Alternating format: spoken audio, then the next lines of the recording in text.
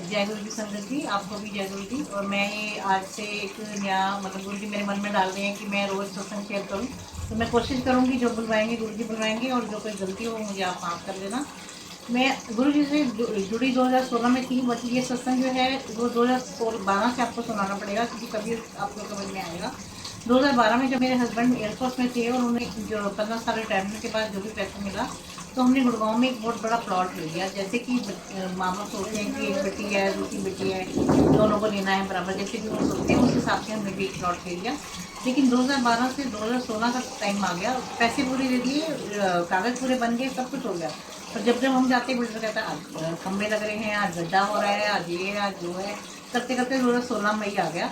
और एक 25 मई को 2016 में अंकल अकेले गए, तो बिल्डर का कहना ये था कि ये प्लॉट आपका बिल्कुल जो है ना जीरो हो गया है, इसको अंकल आप भूल जाओ, क्योंकि अब मैं कुछ नहीं कर सकता, गांव वालों ने इसके ऊपर कब्जा कर लिया। अब अंकल आए, उन्होंने मेरे साथ एक बार शेयर नहीं की, या जो भी बात की, जो भी उनको दुख था, मेरे से उनकी डेथ हो गई वहीं पर। हम उस समय सुभाष नगर में थे। अब वो बड़ी बेटी मेरी यहाँ छतरपुर में थी, तब तक हम गुरुजी को बिल्कुल नहीं जानते थे। अब बड़ी बेटी कहने लगी मम्मी आप और छोटी जो है वहाँ अकेले रहोगे, किराया वहाँ भी देना है यहाँ भी देना है, मैं आपको 1 रूम सेट यहाँ पे किराए पे दे देती हूँ। हम उसके कहने पर छतरपुर में 17-18 दिन बाद में उनकी डेथ के यहाँ शिफ्ट हो गए। अब जब हम यहाँ आए बड़े परेशान थे, मैं हाउस वाइफ थी, कोई पैसा नहीं, कुछ नहीं, प्लॉट डूब गया। अब अंकल की जो पेंशन लगी वो 6 महीने बाद लगी, कोई मुझे नॉलेज नहीं उसके बारे में। तो तब तक फिर हमने 1 रूम सेट ले लिया, लेकिन अब किराया देते तो खाने के पैसे नहीं थे, खाने का अरेंजमेंट होते थे, किराए के पैसे नहीं थे। हम बहुत परेशानी में थे, मैं बहुत रोती थी, बहुत रोती थी। वो कहते हैं ना इंसान अपने उसको नहीं अपने अंकल को किसी को याद नहीं करता, अपनी परेशानियों से ही रोता है। तो मैं एक दिन बहुत रो रही थी, तो एक आंटी मेरे पास आती है कि चलो मैं आपको इस गुरु जी के पास लेके जाती हूँ। तो मैंने कहा नहीं। 2012 से 16 मैंने एक एक पंडित को देख लिया, सब पूजा करा ली, सब पाठ पूजा कर ली, सब कर दिया कि मेरा प्लॉट बच जाए, प्लॉट बच जाए। और आंटी को मैंने बोला मेरे अंकल भी चले गए, प्लॉट भी चला गया, मैंने किसी पंडित गुरु के पास नहीं जाना। तो उसने बोला नहीं आप एक बार चलो। तो मेरी छोटी बेटी भी कहने लगी मम्मी एक बार चलते हैं, हम बहुत परेशान है। उसकी 12th क्लास थी की बात में, स्कूल चला गया, हम आ गए, तब कैसे जाएंगे, कैसे करेंगे, पढ़ाई कैसे करेंगी, बहुत दिक्कत थी, बहुत रोना आता था कि क्या परिस्थिति होगी हमारी। तब हम आंटी के कहने पे फर्स्ट डे मैं, मेरी बेटी और वो आंटी हमें ऑटो पे खुद ही लेकर गई। हमारे पास ऑटो के भी पैसे नहीं थे उस टाइम पे, बस का मैं उसमें नॉलेज नहीं थी। और हम आंटी के साथ गए सोमवार को।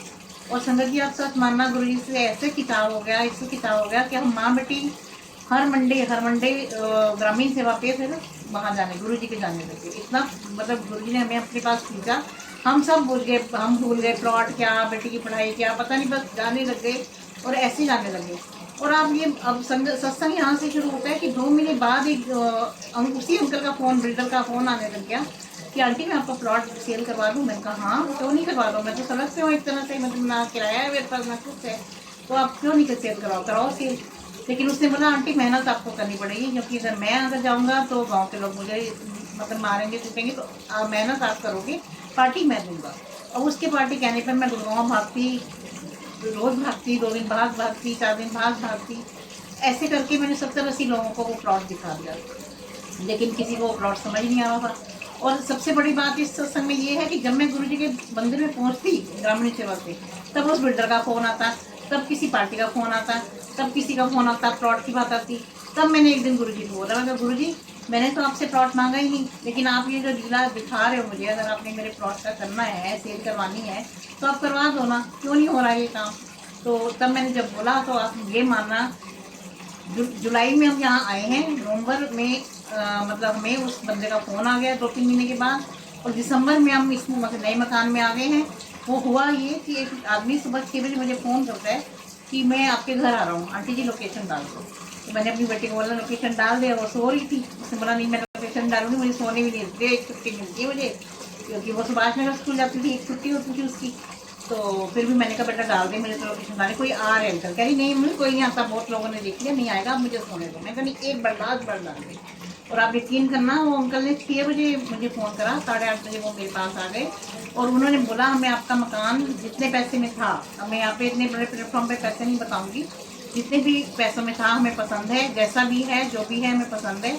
बच्चे की कॉपी, होमवर्क की कॉपी पे उन्होंने लिखा एक पेज देकर, हमें 3 लाख रुपये बयाना दिया, और 2 महीने बाद हमारा वो प्लॉट जो है वो निकल गया। और आज जिस मकान से जहाँ से मैं सत्संग शेयर कर रही हूँ, ये गुरु जी का ही दिया हुआ हमारा छोटा सा मकान है। जय गुरु जी, शुक्राना गुरु जी, मैं कोशिश करूँगी कि रोज़ एक दो सत्संग शेयर करूँ जो मेरे से हो सके और जो मुझसे गुरु जी बुलवाएंगे। जय गुरु जी संगत जी, जय गुरु।